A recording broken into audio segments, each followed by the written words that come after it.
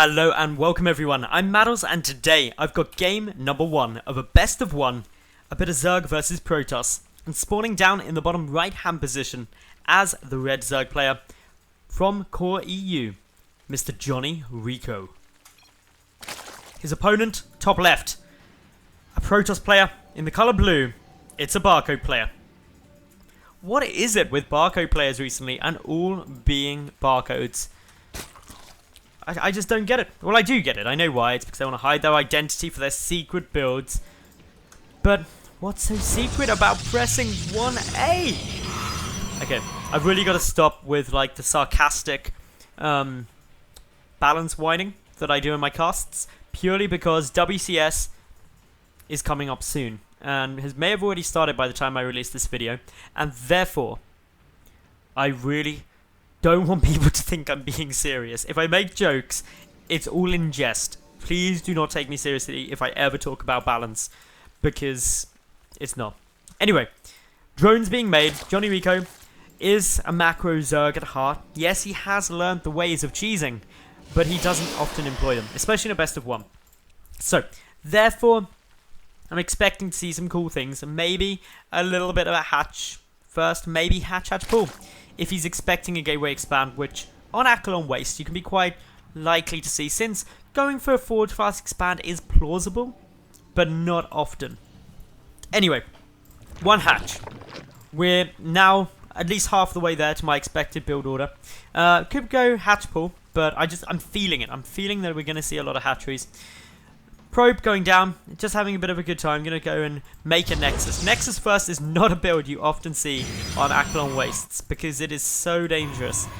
Of course, Accolon Waste gives me nightmares, basically for PvZ because of Swarm Hosts and Mana and Fire. Okay, God, that was terrifying. JonnyREcco opening, unlike I thought, going hatch into pool into gas. So just going nice and cautious since he hasn't scouted his opponent quite yet. Just playing it the safe way. Of course, it's good to do. Playing safe on ladder, which I think this was a ladder game, is usually a good move because 9 times out of 10 someone's going to cannon rush you. And it may not actually be statistically true, 9 times out of 10 you'll get cannon rushed, but it'll feel like it. You always remember the cheese games. You'll play 50 games and it'll seem like 49 of them you were cheesed in, when in reality it was only 9. It's just because they hurt, especially if you lose. Anyway, third hatch now coming down from Rico. He sees there was an Nexus first, getting down ultra fast. This should be about 355, give or take a couple of seconds. Fine, 2-3 seconds, but fine. Anyway, that's all good. Enough about that. Queen's coming down. We've also got the Overlord still just chilling here. Knows that it's safe because, yeah, the gateway isn't even done yet. Of course, the cannon coming down is annoying, but that's why I wasn't over the cannon. It was just like, yeah, you can get a couple of shots at me. Forge done. Double gases, both with 3 probes in there. And for the moment, everything going to plan on both sides. These lings aren't going to be able to achieve too much. I think they could actually sneak past, having said that though. But only 2 of them is about as scary as... I can't think of a good analogy. About as scary as a wet dishcloth. Which could be pretty scary if you are like one of those people who is terrified of bacteria. Because wet dishcloths hold a hideous amount of bacteria. And it's why you should always bleach them. There's some good advice. Life advice there for you. Anyway, in goes now. Couple of watchtowers getting taken. Always a good move holding watchtowers. You never know what you might see. This probe chilling. There used to be watchtowers here. They were the good old days. But of course it still gives good vision. You know if anything sneaks through. Unless of course the Zergling goes the other way. But Rico, he has no need for petty Zerglings to go and scout. Because he has got a brave Overlord. This is what the Overlord's looking at. He's like, what? What? I see it all. I see everything. Let's come and have a look around this way. Yes, more to be seen. Unfortunately, what I can't see is this Stargate, because it's all the way at the back of the main base. Stargate openings are fun, they're cool, they're awesome. Oracles, Phoenix, and Void Rays are all terrifying and extraordinarily effective if used effectively. The effectively part is what makes it better, and I've never noticed this before. That must have been a big fall. How did that even get down there? And think of the size of it. Like, this mammoth, right, is bigger than a Nexus. Look at it. It's definitely bigger than a Nexus. Ginormous. Anyway, Phoenix coming out. They're going to be able to push back Overlords, harass, generally have a bit of a fun time. Forge researching +1/2, so +1, 2, that's TOO, which simply means that obviously mid-game pushes are going to be good, upgrade steady, later gameplay likely. JonnyREcco though, he's droning. Like a boss. Because that's what JonnyREcco likes to do. He has made 6 lings, which is 4 more than I'd expect from him. But that's just giving him good map control. He's able to keep good tabs on when additional bases get taken, any movements out. He knows Phoenix now in play because this cannot be hallucinated as it hurts a lot. And Phoenix that are hallucinated hurt not at all. But it still gives away the secret. Second Phoenix is also coming out, so it's, again, 2 now, more in production. Probably going to see 4 or 5 out. That lets you pick off queens nice and easy. Lair on its way out for Rico, though. He's probably going to go Ling Hydra since the Roach one isn't yet down. Could be other things still, but Ling Hydra seems the most likely. I'm hoping, by all that is good in StarCraft, that it won't be Swarm Hosts, because that scares me. Not because they're not cool, or because I find them hard to beat, but because my voice dies if there are Swarm Hosts in a game, mostly. So yeah, it's all looking good. Robotic Facility coming down. This is very standard play. 4 Phoenix, 5th on its way out. 5 will probably be the number that it stops at. Not guaranteed. You do see some Protoss players go up higher. It depends how harassment heavy they want to be. But Rico's had ample time to get down a metric ton of Spore Crawlers. He's getting down a Hydra Den. So he's like so prepared. He's the Boy Scout of Phoenix preparation. And therefore, things are going to be good for him. He shouldn't take too much damage as long as his queens are safely hidden next to spores, which they are because it's Rico. He's good at this sort of thing. And yeah, all it comes in. The advantage, of course, being a macro Zerg player is that defending against early pressure is your forte because you want to get to the late game. That's where you're comfortable. So basically defending against people trying to kill you before then is really what you do best. Now, Robotics Bay and an Immortal are getting produced.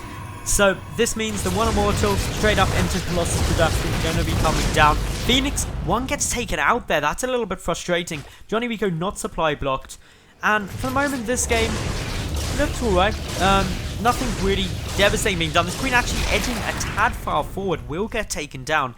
And that definitely isn't what you want to be having done at this stage. So, with everything as it stands, Rico, 4 bases. Infestation Bird, please don't beat for Swarm Hosts. And of course the Roach one coming down for Roach Hydras. The Hydras getting underneath the Phoenix with a bit of miscontrol there from the Barcode Protoss player. Able to pick apart a couple of those. That's nice to be done. Third base though, nearly completed at the moment. Rico, I believe, isn't aware of it. Nope. He's keeping a good eye on this base, but doesn't know about that one. So could do with just getting a little bit of a scout to know. Hasn't even seen the rocks are being knocked over yet. So therefore can't even make an educated guess. Phoenix though still coming in. They spot the infestation pit. Voidway production gets started. We've also got the robotics burn its way through. Hydra's just protecting the 4th base so drones can get up there. But Rico is happily a base up on his opponent and is getting Hive Tech. Roach Hydra Viper almost certain to be making an appearance now this game. Vipers of course with their abducts. Brilliant against both Voidways and also Colossi, just because you can nab them out of the death pool to make them into bite-sized chunks. They're kind of like, they are like a gang of teenage gangsters, or wannabe gangsters, Colossi and Voidways. In a big group of people, they're actually quite scary, because you know that while they're only little and not that hard, when there's a lot of them, they're like piranhas. However, once they're nabbed out of the group and isolated, they quickly don't look too scary. So, this is all looking good at the moment for both players actually, and I know that seems a bit counterintuitive. How can a game be looking good for both of them? It's because they're both doing the right thing. They're both just teching up. Good little bit of harassment's been going on. 5 workers have been killed, but still, both economies flourishing. Tech's really going good. Upgrades equal. They're both really on the same path. And that means that with these sort of builds that are effective against each other, it's more of a skill-based game now. It's whoever's going to be the better player, gets the better engagement, starts preventing expansions, and expanding themselves will actually end up winning. Because there hasn't been any kind of build order wins or anything like that yet. 5 Vipers are coming down at the moment for JonnyREcco. He's also got a good number of Roaches in production. Hydra count isn't that high for the moment, only 15. But they do have both Groove Spines and Hydra range. That means they can deal effectively with a lot of these engagements. Enduring Locust coming down, and that means oh no, Swarm Hosts could be coming out too. But Acheron Waste is a great map for Swarm Hosts. So in all seriousness, Acheron Waste is probably one of the best maps for going for a Swarm Host siege. Because of these different paths, you can position the Swarm Host very nicely and start isolating your opponent quickly and efficiently. So the Vipers are out on the field. They're consuming energy though, so this army may have prematurely moved across map because it can't actually engage. There's no way it can punch through here, especially when a Protoss is being defensive, until Abducts are available. Once Abducts are available, Vipers come up here and go yoink, and boom, they're dead. That's where you want to be playing. That's where you want to be picking apart. But REcco getting down now. A 5th base is just playing so macro orientated. The thing you want to be doing at the same time though is denying the 4th. If you can stay 2 bases up, everything's great. It's beautiful, it's perfect, just what you want. But 1 base up is still solid. So, Blink, Enduring Locust, and a whole wave of Spine Crawlers coming through. But this isn't a Spine Crawler wall, static D. It's actually just making sure that if there's a counter-attack, a Warp Prism in play, it's not going to be able to do too much. So it's all looking good. JonnyREcco is being more aggressive now, taking the map control, and the Barcode Protoss being very passive and very defensive. So, this defensive play is allowing a Death Ball to get accumulated. 5 Void Rays, 4 Colossi, and now some High Templar thrown into the mix. Storm isn't yet done, but it's still scary. Pretty damn terrifying, and that's where, actually, you want to be very cautious as a Zerg. The High Templar, not only have they got some storms, but they've also got feedbacks that negates the Vipers completely. They burst and it's hideous. They explode, possibly from the inside out, like being microwaved. But if the Vipers get the Abducts down first, then it's good times. Double Spire is also coming down. We could be seeing some Broodlords. Broodlord Swarm Host is like this terrifying feat of basically hideous free units coming in, but in comes the engagement now. Vipers get some good Abducts. A Colossus and a Void Ray get caught. Unfortunately, JonnyREcco gets melted by the remaining Protoss forces. Those Void Rays and Colossi just dealing so much damage. Lasers, good units, and JonnyREcco, unfortunately, forced back into a full retreat. But remaxing down now on Swarm Hosts. Has he done enough to buy himself enough time? 4th base trying to come out from the Protoss player at the moment, but REcco's already comfortably sitting on 5. His drone count at 84. The Swarm Host trying to get made. Little ward of Spine Crawlers down, and the first Locust gonna get revealed now by this Observer. This is where we need to see a lot of careful play by the Protoss player. He cannot afford to lose anything to the Locust, really. Anything you lose to the Locust is the worst trade imaginable. You're trading for nothing. No resources for resources. And when you're a base down, 2 bases down for a long time, that's not what you want. But with a good number of Void Rays and these Colossi, you can be aggressive, especially when the Swarm Host count is lower. But with 14 now on the field, positioned safely back, I think the Locust groups are going to be too big, waves of them too powerful for this force to engage. Colossi at the front, tanking up damage, not ideal either. But has a vulnerability been spotted? The Protoss force moving up to the top right, 2 o'clock position, ready to go and take out that 5th base. There is some static defense there, but that's not going to be much of a match for this much Protoss. So, the Void Rays melting through pretty quickly. Swarm Host repositioning though. Vipers coming in too. No Abducts being used yet. Corruptors are in a good spot. Unfortunately, 1 Viper does now go down. Abducts need to be used, but REcco can't find a safe angle to move in with those Blink Stalkers in play. The 5th base able to remain alive currently, but the Swarm Hosts, the Hydras, the Corruptors still moving forward, still being more aggressive. Are they going to be able to get much damage done? Well, for a start, the hatchery goes down, but no, not a single Mothership Core. No Mothership Core here, no mass recalls, and that means REcco can try and trap this force. Unfortunately, he doesn't seem to quite have enough. The Swarm Host in a vulnerable position. The next wave of Locust not yet ready. Great lifts from the Phoenix. JonnyREcco taking a good chunk of damage. Lots of his Swarm Hosts going down. The Locust not there. And the units just get annihilated.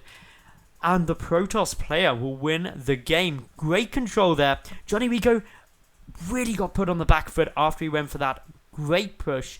Well, what looked like a great push, but got annihilated when he wasn't able to effectively retreat or get the Abducts that he was looking for. So, well played there. Barcode Protoss showing just how effective it is if you sit back, turtle up and get a death ball and know how to use it.